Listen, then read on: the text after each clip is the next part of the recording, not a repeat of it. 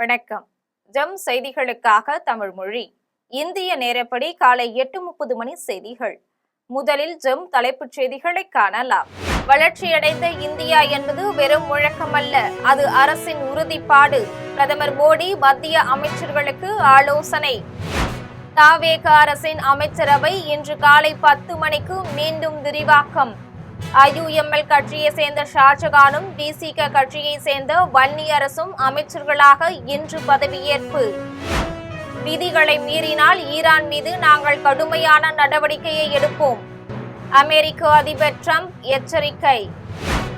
IPL 20 over cricket தொடரின் 66வது போட்டியில் சென்னையை வீழ்த்தி குஜராத் அணி அபார வெற்றி. நடப்பு IPL தொடரிலிருந்து வெளியேறியது சென்னை சூப்பர் கிங்ஸ் அணி. இனி விரிவான செய்திகளை காணலாம். வளர்ச்சியடைந்த இந்தியா என்பது வெறும் முழக்கமல்ல, அது அரசின் உறுதிப்பாடு என்று பிரதமர் நரேந்திர மோடி தெரிவித்துள்ளார். டெல்லியில் உள்ள சேவா தீர்த்தத்தில் பிரதமர் மோடி தலைமையில் மத்திய அமைச்சரவை கூட்டம் நடைபெற்றது. கூட்டத்தில் பிரதமர் மோடி அமைச்சர்களிடையே உரையாற்றிய போது விரைவான முடிவெடுத்தல் மற்றும் திறமையான நிர்வாகத்தின் அவசியத்தை வலியுறுத்தினார். மேலும் கோப்பு பரிமாற்றங்களில் ஏற்படும் தாமதங்களை குறைத்து உற்பத்தி திறனை மேம்படுத்துமாறு அனைத்து துறைகளையும் கேட்டுக்கொண்டார். சீர்திருத்தங்களை விரைவுபடுத்தும் அதே வேளையில் நிர்வாக நடைமுறைகளை எளிமையாக்க வேண்டும் என்று கூறினார். வளர்ச்சியடைந்த இந்தியா என்பது வெறும் முழக்கமல்ல, அது அரசின் உறுதிப்பாடு என்று தெரிவித்தார். IUML கட்சியை சேர்ந்த ஷாஜகானும் விசிக கட்சியை சேர்ந்த வன்னியரசும் அமைச்சர்களாக இன்று பதவியேற்கின்றனர். தமிழக அமைச்சரவை நேற்று விரிவாக்கம் செய்யப்பட்ட நிலையில் முதலமைச்சர் ஜோசப் விஜய் உட்பட 33 பேர் அமைச்சரவையில் இடம்பெற்றுள்ளனர். இதில் இன்னும் 2 அமைச்சர்கள் இடம்பெற வாய்ப்பு உள்ளது. அந்த வகையில் விடுதலை சிறுத்தைகள் கட்சிக்கும் இந்திய யூனியன் முஸ்லீம் லீக் கட்சிக்கும் தலா ஒரு இடத்தை வழங்க முதலமைச்சர் விஜய் முடிவு செய்துள்ளார். இதன்படி அமைச்சரவையில் இணைவதற்கான ஒப்புதலை இந்திய யூனியன் முஸ்லீம் லீக் கட்சி முதலமைச்சர் விஜயிடம் கொடுத்துவிட்டது. இதேபோல் விடுதலை சிறுத்தைகள் கட்சி தலைவர் திருமாவளவனும் ஒப்புதல் தெரிவித்தார். எனவே கவர்னர் மாளிகையில் இன்று காலை 10 மணிக்கு இந்த 2 அமைச்சர்கள் பதவியேற்பு நிகழ்ச்சி நடைபெறுகிறது. இதில் இந்திய யூனியன் முஸ்லீம் லீக் கட்சியை சேர்ந்த ஷாஜகான் மற்றும் விடுதலை சிறுத்தைகள் கட்சியை சேர்ந்த வன்னியரசு அமைச்சர்களாக இன்று பதவியேற்கின்றனர்.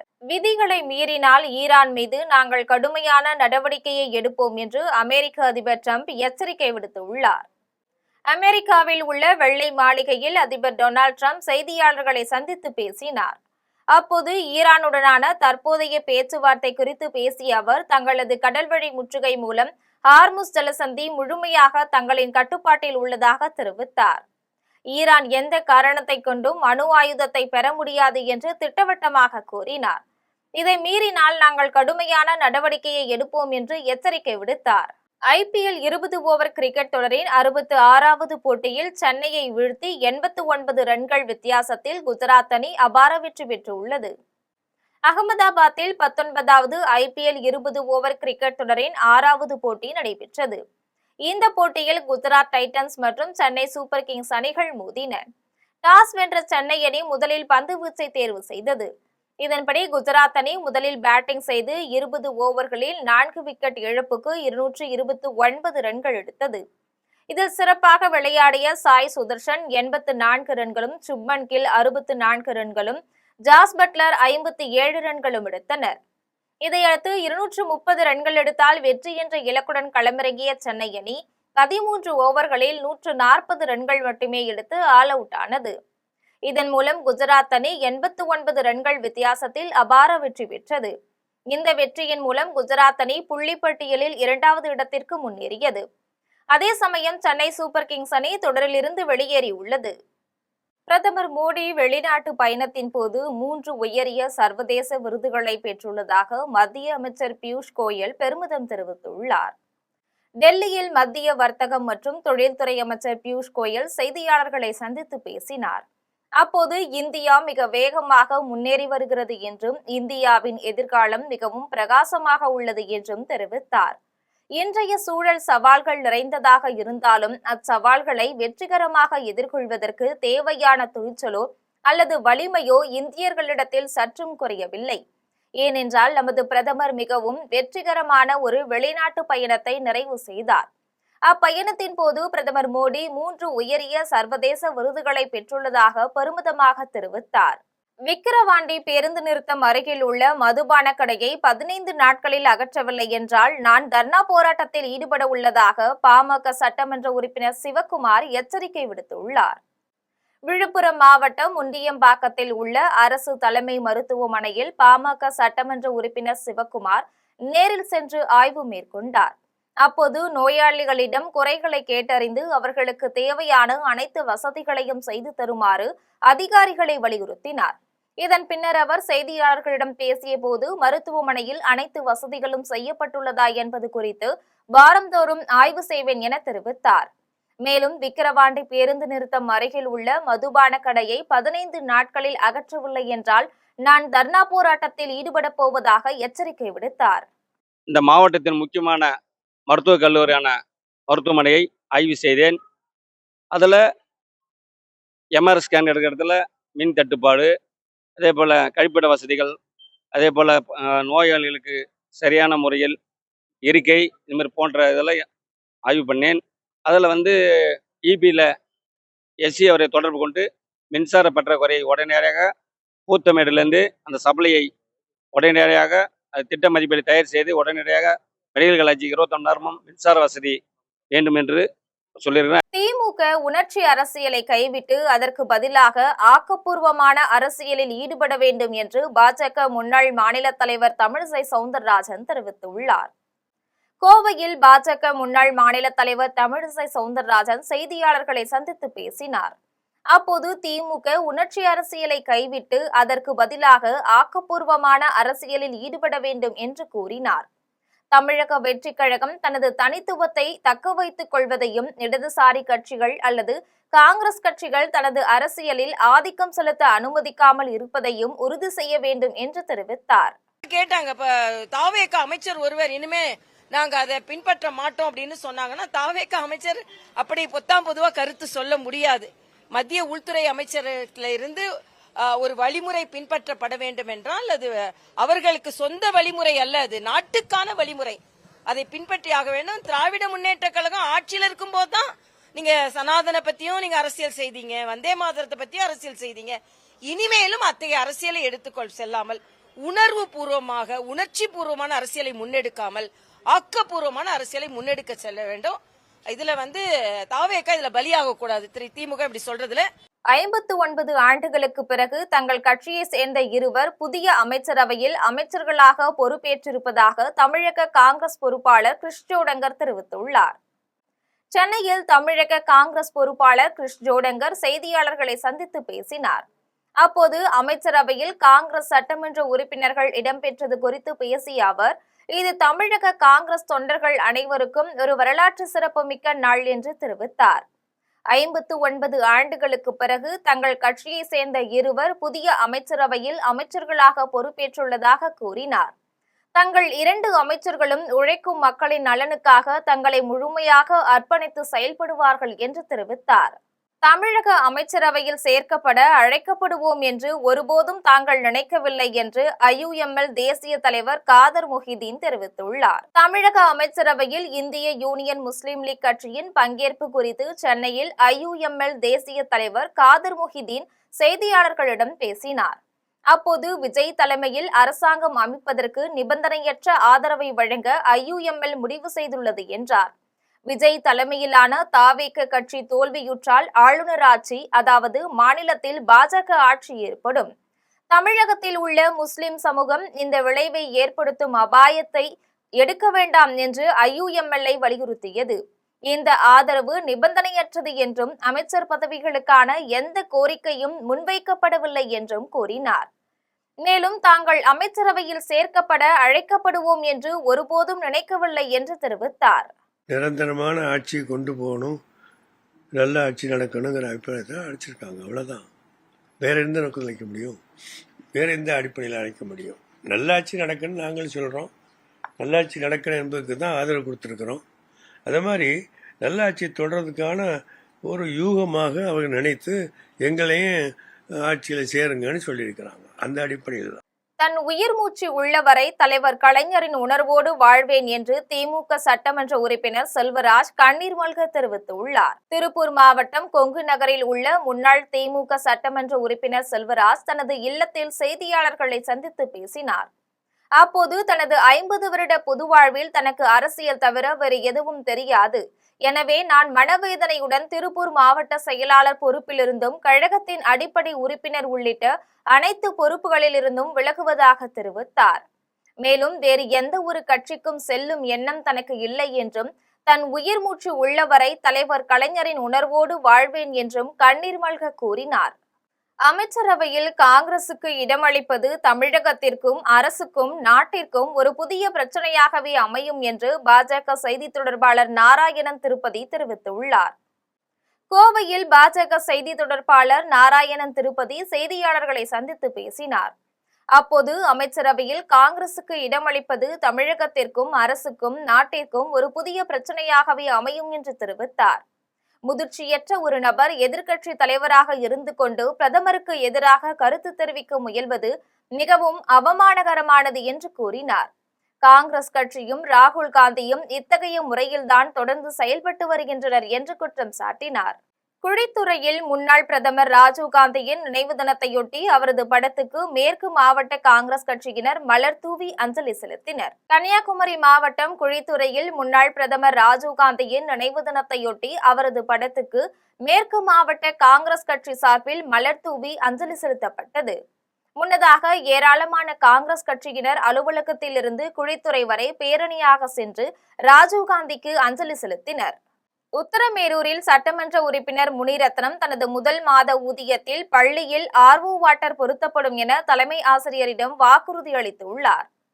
காஞ்சிபுரம் மாவட்டம் உத்தரமேரூர் அரசு பெண்கள் மேல்நிலைப் பள்ளியில் உத்தரமேரூர் சட்டமன்ற உறுப்பினர் முனிரத்னம் பள்ளியில் ஆய்வு மேற்கொண்டார். அப்போது பள்ளியின் தலைமை ஆசிரியர் முத்துமாரி தேவியிடம் இப்பள்ளியில் உள்ள குறை நிறைகளை கேட்டறிந்தார். அதன்பின் சட்டமன்ற உறுப்பினர் தலைமை ஆசிரியரிடம் கூறுகையில் தனது முதல் மாத சம்பளம் 1,05,000 ரூபாய் இப்பள்ளியில் RO வாட்டர் பொருத்தப்படத்தான் கொடுப்பதாக தலைமை ஆசிரியரிடம் வாக்குறுதி அளித்தார். அதனைத் தொடர்ந்து இப்பள்ளியில் உங்களுக்கு என்ன உதவி வேண்டுமானாலும் எனக்கு மனுவாக கொடுங்கள் என்று தெரிவித்தார். அப்போது உத்தரமேரூர் பேரூர் கழக செயலாளர் பிரசாந்த் உடனிருந்தார். கோவையில் வரும் 24ஆம் தேதி நாராயண் சேவா சன்ஸ்தான் சார்பில் 2வது முறையாக மாற்றுத்திறனாளிகளுக்கு செயற்கை கால்கள் பொருத்துவதற்கு அளவீட்டு முகாம் நடைபெறுகிறது.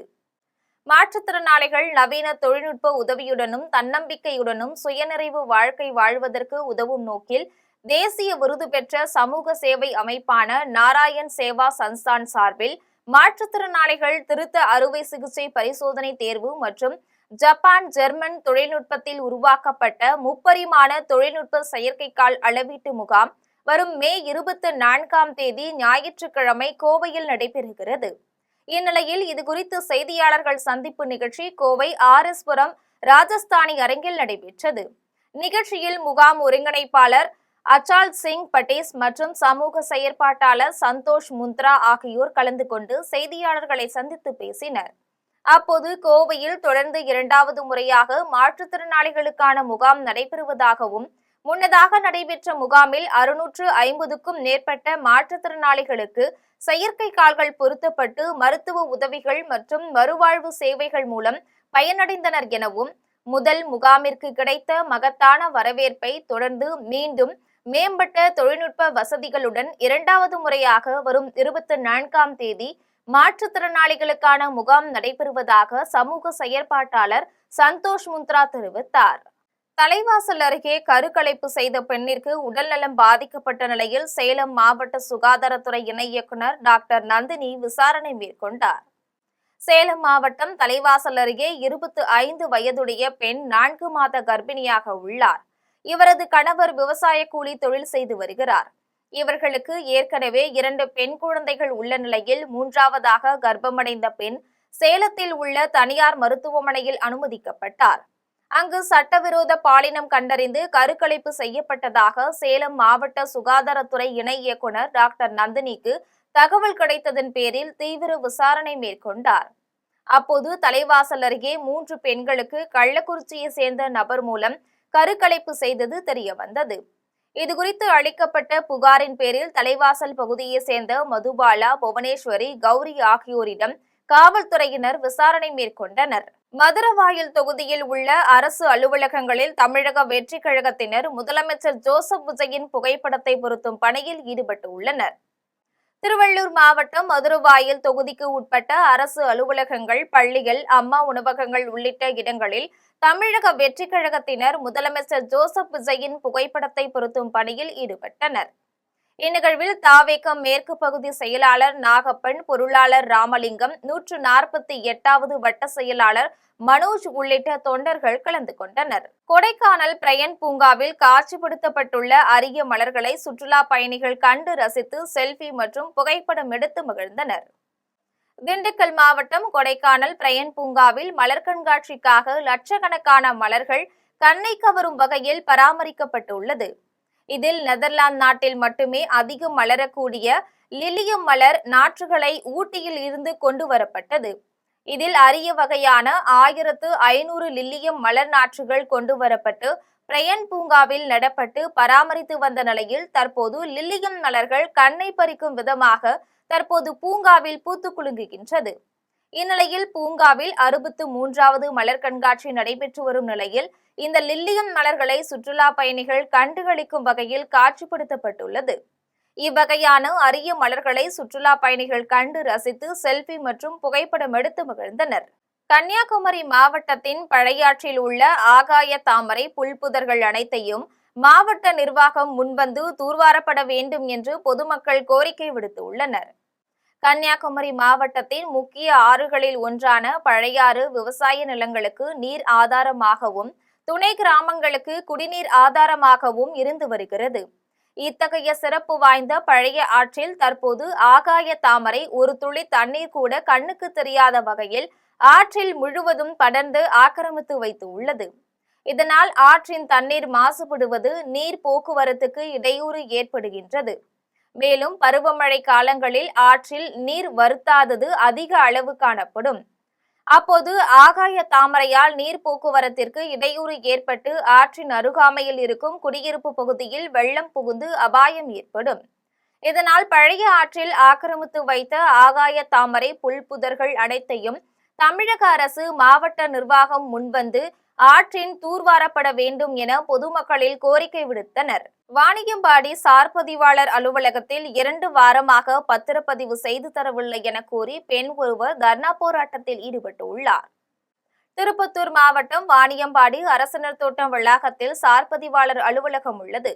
இதில் பத்திரப்பதிவு செய்வதற்கு ஏராளமானோர் நாள்தோறும் வந்து செல்கின்றனர்.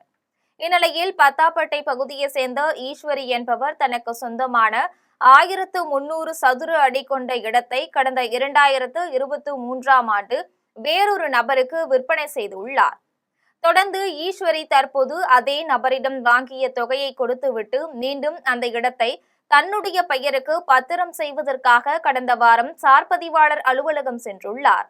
ஆனால் சார் பதிவாளர் அலுவலகத்தில் ஆவணங்களில் திருத்தம் செய்ய வேண்டும் என சார் பதிவாளர் ஊழியர்கள் தொடர்ந்து 2 வாரமாக அலைக்கழித்து வருவதாக கூறி அங்கு தர்ணா போராட்டத்தில் ஈடுபட்டார். இதுகுறித்து துறை சார்ந்த உயர் அதிகாரிகள் நடவடிக்கை மேற்கொள்ள வேண்டும் என கோரிக்கை எழுந்துள்ளது. பாப்பிரெட்டிப்பட்டி அருகே விவசாய நிலத்திற்கு பாதை வசதி கேட்டு விவசாயி ஒருவர் தனது குடும்பத்துடன் கண்களில் கருப்பு துணி கட்டிக்கொண்டு கிராம நிர்வாக அலுவலகம் முன்பு நூதன போராட்டத்தில் ஈடுபட்டார். தருமபுரி மாவட்டம் பாப்பிரெட்டிப்பட்டி அடுத்த கேத்துரெட்டிப்பட்டியைச் சேர்ந்த சின்னத்தம்பி என்பவருக்கு 2 ஏக்கர் விவசாய நிலம் உள்ளது. அந்த நிலத்திற்கு செல்ல முறையான வழிபாதை இல்லாததால் ஓடை, புறம்போக்கு நிலத்தின் வழியாக சென்று விவசாயம் செய்து வந்தார். இந்நிலையில் அப்பகுதியை சேர்ந்த சிலர் ஓடை, புறம்போக்கு நிலத்தை ஆக்கிரமித்து யாரும் செல்ல முடியாதபடி வழியை அடைத்துவிட்டனர். இந்நிலையில் ஆக்கிரமிப்பு செய்யப்பட்டுள்ள இடத்தை அளவீடு செய்து மீட்க வேண்டும், வழிபாதை ஏற்படுத்தி தர வேண்டும் என சின்னத்தம்பி மாவட்ட ஆட்சியர், வட்டாட்சியர், கோட்டாட்சியர் அலுவலகங்களில் பலமுறை மனு அளித்தும் நடவடிக்கை எடுக்காததால் மன உளைச்சலுக்கு ஆளான சின்னத்தம்பி தனது குடும்பத்தாருடன் தாளநத்தம் கிராம நிர்வாக அலுவலகம் முன்பு கண்களில் கருப்பு துணி கட்டிக்கொண்டு தர்ணா போராட்டத்தில் ஈடுபட்டார். அப்போது எங்கள் கோரிக்கை மீது உடனடியாக நடவடிக்கை எடுக்க வேண்டும் என சின்னத்தம்பி வலியுறுத்தினார். இதுகுறித்து தகவல் அறிந்து சம்பவ இடத்திற்கு வந்த வருவாய்த்துறையினர் மற்றும் காவல்துறையினர் தர்ணா போராட்டத்தில் ஈடுபட்ட சின்னத்தம்பி குடும்பத்தாரிடம் பேச்சுவார்த்தை நடத்தினர். அப்போது உங்கள் கோரிக்கை மீது உரிய நடவடிக்கை எடுத்து ஆக்கிரமிப்பை அகற்றி வழிபாதை அமைத்து தர நடவடிக்கை எடுக்கப்படும் என உறுதியளித்தனர். இதையடுத்து போராட்டத்தை கைவிட்டு அனைவரும் கலைந்து சென்றனர். கரூரில் மூடப்பட்ட டாஸ்மாக் கடை ஊழியர்களுக்கு கல்வி தகுதிக்கு ஏற்ப மாற்றுப்பணி வழங்கிட வேண்டும் என வலியுறுத்தி டாஸ்மாக் கடை ஊழியர்கள் கண்டன ஆர்ப்பாட்டத்தில் ஈடுபட்டனர். கரூர் மாவட்ட ஆட்சியர் அலுவலகம் முன்பு டாஸ்மாக் ஊழியர்கள் அனைத்து சங்கங்களின் சார்பில் LPF மாவட்ட தலைவர் அண்ணா வேலு தலைமையில் டாஸ்மாக் கடை ஊழியர்கள் கண்டன ஆர்ப்பாட்டத்தில் ஈடுபட்டனர். அப்போது மூடப்பட்ட டாஸ்மாக் கடை பணியாளர்களுக்கு அரசு காலியிடங்களில் கல்வி தகுதிக்கு ஏற்ப மாற்றுப்பணி வழங்கிட வேண்டும், காலி மது பாட்டில்களை சேகரிக்கும் பணியை கடை ஊழியர்கள் மீது சுமத்தாமல் தனி பணியாளர்களை நியமிக்க வேண்டும், கடைகளில் பணிபுரியும் ஊழியர்களை மிரட்டும் சமூக விரோதிகள் மீது கடுமையான நடவடிக்கை எடுக்க வேண்டும், பணி நிமித்தமாக டாஸ்மாக் அலுவலகம் மற்றும் வங்கிகளுக்கு செல்வதற்கான போக்குவரத்து செலவை அரசே வழங்கிட வேண்டும் என்பன உள்ளிட்ட 8 அம்ச கோரிக்கைகளை வலியுறுத்தினர். ஆர்ப்பாட்டத்தில் மாவட்ட செயலாளர் அப்பாசாமி, LLF மாநில செயலாளர் சுடர்வளவன், தமிழ்நாடு அரசு ஊழியர் சங்க பொறுப்பாளர் ராமலிங்கம், CITU பொறுப்பாளர் சுப்பிரமணியன், LPF பொறுப்பாளர் ராஜேஷ் கண்ணன் உள்ளிட்ட பல்வேறு சங்கங்களின் நிர்வாகிகள் மற்றும் உறுப்பினர்கள் பலர் கலந்து கொண்டனர். வேப்பூர் அருகே மீன் விற்ற பணத்தை கேட்ட சகோதரியை திட்டிய வாலிபரை தட்டி கேட்ட சகோதரன் கத்தியால் உயிர் மாய்க்கப்பட்ட சம்பவம் அப்பகுதியில் பெரும் சோகத்தை ஏற்படுத்தியுள்ளது. கடலூர் மாவட்டம் வேப்பூர் அருகே சேவூரை சேர்ந்த வேலுவின் சகோதரி நீலாவதி என்ற பெண் அதே பகுதியில் உள்ள ஏரியில் மீன்பிடித்து விற்பனை செய்து வந்தார். அவரிடம் கடந்த 2 நாட்களுக்கு முன் அதே பகுதியை சேர்ந்த அஜய் என்ற இளைஞர் கடனாக மீன் வாங்கியுள்ளார். அதற்கான பணத்தை நீலாவதி திரும்ப கேட்டபோது மதுபோதையில் இருந்த அஜய் பணத்தை தர மறுத்து அவரை திட்டியுள்ளார். இதனை அறிந்த நீலாவதியின் சகோதரர் வேலு அஜயிடம் தனது சகோதரியை திட்டியது குறித்து கேட்டபோது போதையில் இருந்த அஜய் கத்தியால் வேலுவை குத்திவிட்டு தப்பி ஓடினார். இதில் பலத்த காயமடைந்த வேலு சம்பவ இடத்திலேயே பரிதாபமாக உயிரிழந்தார். இதுகுறித்து தகவல் அறிந்து வந்த வேப்பூர் காவல்துறையினர் வேலுவின் உடலை கைப்பற்றி விசாரணை நடத்தி வருகின்றனர். மேலும் தப்பியோடிய அஜயை தீவிரமாக தேடி வருகின்றனர். மயிலாடுதுறையில் உள்ள மாயூரநாதர் ஆலயத்தின் கொடியேற்றம் நிகழ்ச்சியில் ஏராளமான பக்தர்கள் கலந்து கொண்டு சாமி தரிசனம் செய்து வழிபட்டனர். மயிலாடுதுறையில் உள்ள மாயூரநாதர் ஆலயத்தில் வைகாசி விசாக பெருவிழாவையொட்டி கொடியேற்றம் நிகழ்ச்சி நடைபெற்றது. இதில் சுவாமிக்கு சிறப்பு அபிஷேக ஆராதனைகள் நடைபெற்றது. தொடர்ந்து வேத மந்திரங்கள், மங்கள வாத்தியங்கள் முழங்க கொடியேற்றம் நடைபெற்றது. இதில் ஏராளமான பக்தர்கள் கலந்து கொண்டு சாமி தரிசனம் செய்தனர். மதுராந்தகம் அருகே திரௌபதியம்மன் கோவிலில் அர்ஜுனன் தபசு நிகழ்ச்சியில் 90 அடி உயரத்தில் உள்ள ஒரு மரத்தின் மீது ஏறி ஒற்றை காலில் நின்று தவம் செய்தனர். செங்கல்பட்டு மாவட்டம் மதுராந்தகம் அடுத்த கிளியாநகர் கிராமத்தில் உள்ள திரௌபதியம்மன் கோவிலில் அக்னி வசந்த மகாபாரத பெருவிழா நடைபெற்றது. இதில் முக்கிய நிகழ்ச்சியான அர்ஜுனன் தபசு நடைபெற்றது. அர்ஜுனன் வேடமிட்ட நாடக கலைஞர் 90 அடி உயரம் கொண்ட தபசு மரத்தில் ஏறி ஒற்றை காலில் சூரிய பகவானை நோக்கி தவம் செய்தனர். பின் தபசு மரத்திலிருந்து அவர் கொண்டு சென்ற எலுமிச்சை கனிகளை வீசுவார். அப்படி வீசும் கனிகளை கீழே சுற்றி உள்ள ஏராளமான பக்தர்கள், பெண்கள் முந்தானையில் பிடிப்பார்கள். அப்படி பிடிக்கும் கனியை திருமணம் ஆகாதவர், நீண்ட நாட்களாக குழந்தை பாக்கியம் இல்லாதவர்கள், குடும்பத்தில் பிரச்சனைகள் எதுவாக இருந்தாலும் அந்த குறைகள் நீங்கிவிடும் என்பது ஐதீகம். இந்த திருவிழாவிற்கான சுற்றுப்பட்டு கிராமத்திலிருந்து ஏராளமான ஆண்கள், பெண்கள் கலந்து கொண்டு சாமி தரிசனம் செய்தனர். மீண்டும் தலைப்புச் செய்திகள். வளர்ச்சியடைந்த இந்தியா என்பது வெறும் முழக்கமல்ல, அது அரசின் உறுதிப்பாடு.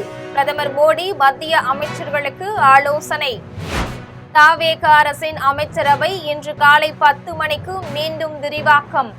IUML கட்சியை சேர்ந்த ஷாஜகானும் DCK கட்சியை சேர்ந்த வன்னியரசும் அமைச்சர்களாக இன்று பதவியேற்பு. விதிகளை மீறினால் ஈரான் மீது நாங்கள் கடுமையான நடவடிக்கையை எடுப்போம். அமெரிக்க அதிபர் ட்ரம்ப் எச்சரிக்கை. IPL 20 ஓவர் கிரிக்கெட் தொடரின் 66வது போட்டியில் சென்னையை வீழ்த்தி குஜராத் அணி அபார வெற்றி. நடப்பு IPL தொடரிலிருந்து வெளியேறியது சென்னை சூப்பர் கிங்ஸ் அணி. இத்துடன் ஜெம் செய்திகள் நிறைவடைகின்றன. மீண்டும் ஜெம் செய்திகள் மதியம் 1:30 மணிக்கு. உடனுக்குடன் செய்திகளை காண GemLive.tv என்ற இணையதளத்தில் இணைந்திருங்கள். நன்றி, வணக்கம்.